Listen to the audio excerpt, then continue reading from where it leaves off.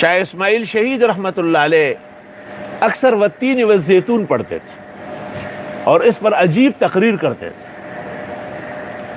کہتے کہ جب حضرت نے ہر طرف تقریریں کی نا تو ان کو کہا گیا کہ یہاں تو بازار حسن ہے دلی میں، تو آپ ایک دن وہاں تشریف لے گئے. اس کی جو میڈم تھی اس سے ملنے کے لیے، تو اس نے بھیک بھیجا. حضرت نے کہا کہ میں بھیک نہیں لیتا ہوں، میں پہلے ترانہ گاتا ہوں. تو وہ آئی، دروازے پہ کہا گا ملنگا. تو آپ نے اعوذ باللہ من الشیطان الرجیم بسم اللہ الرحمن الرحیم والتین پڑھی اور پھر تفسیر کی. عصر تک تمام چکلا مسلمان ہو گیا تھا اور سارے لوگ تائب ہو گئے تھے، اور مہینے کے اخیر میں کوئی گناہ کا رجحان دہلی میں نہیں تھا. شاہ اسماعیل ایسے بزرگ آدمی تھے.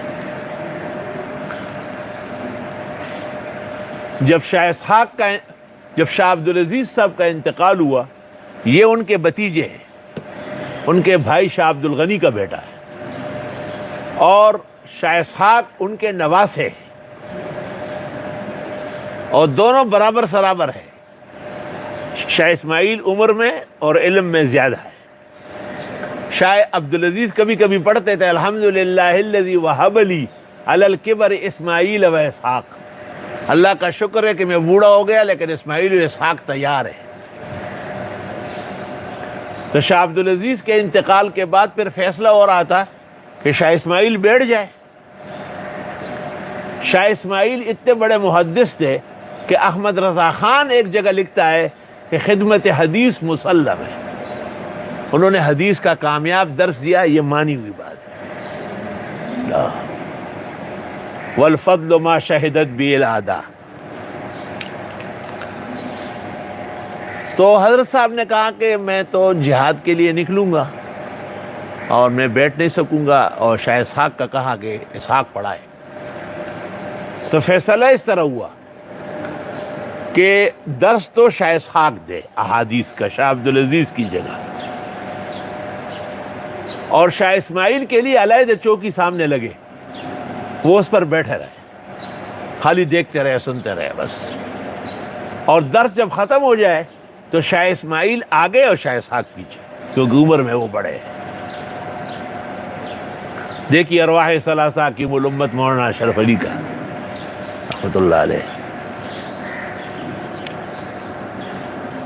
اور وہ جو جہاد ہوا ہے وہ اس طرح ہوا ہے کہ پشاور سے اوپر ایک جگہ ہے تاکال. تاکال میں ایک شخص رہتا تھا بارام خان. وہ سید احمد شہید کا خلیفہ اور مرید تھا، اور وہ شعبان رمضان حضرت کے ساتھ دلی میں گزارتا تھا. ایک دفعہ جب وہ تاکال سے گھوڑے پر جا رہا تھا تو گجرانوالا کے پاس کنویں کے پانی اور ان سے کپڑے وغیرہ دھوتے ہوئے خواتین ملی، اور انہوں نے اس آدمی کو بہادر اور نیک سمجھ کر کہا کہ ہم سب مسلمان ہیں اور ہمیں سکھوں نے زبردستی ہمارے ماں باپ سے چھینا ہے، اور ہمارے ان سے بچے بھی ہوئے، ہمارے لیے کوئی انتظام نہیں ہو سکتا ہے کہ ہماری جان چھوٹے. بارام خان جب دلی پہنچا تو بہت غمگین تھا. شاہ اسماعیل اور سید صاحب کو بتایا. جمعۃ الوداع کو حضرت سید صاحب نے سکھوں کے خلاف جہاد کا اعلان کر دیا. یہ قصہ دیکھیے، خان عبد الغفار خان کی کتاب زماں جوند، بہترین کتاب، علوم سے لبریز اور نئی